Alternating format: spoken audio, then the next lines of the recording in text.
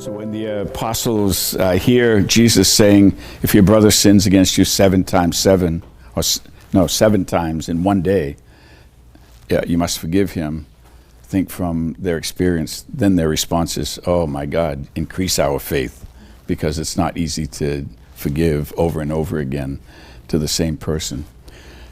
Today's Veterans Day, and providentially, it's also the feast of St. Martin of Tours. He's the son of a veteran of the Roman army and a soldier in the Roman army.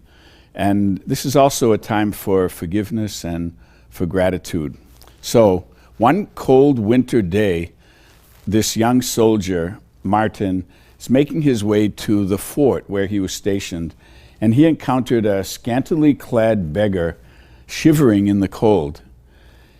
So he took his military cloak and he cut it in two, and he took half of it and he draped it around this poor shivering man.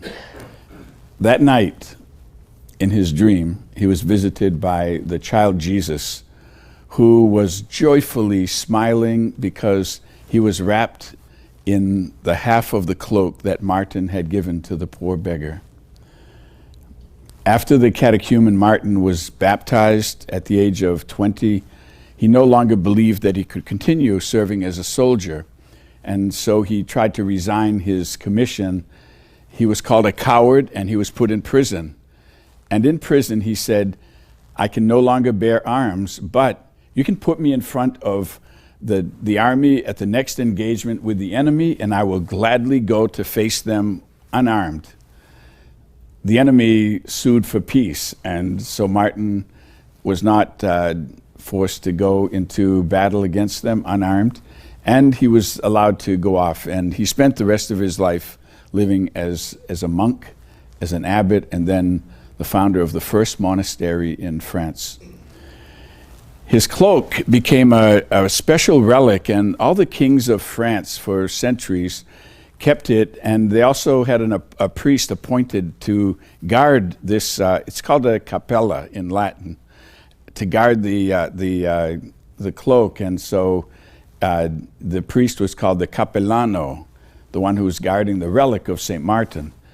This is where we get the French word chapelain and the English word chaplain for priests and ministers who are serving men and women in the military.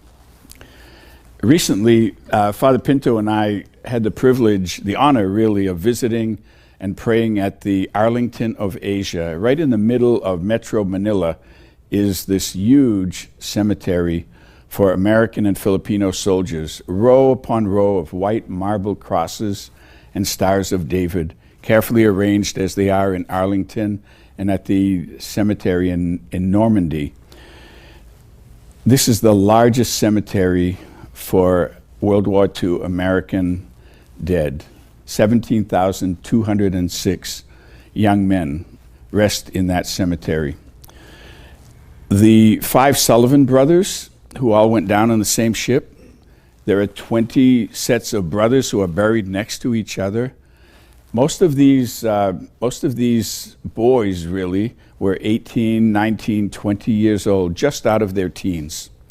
These youngsters gave their lives for the liberty and freedom, the democracy that we all enjoy today.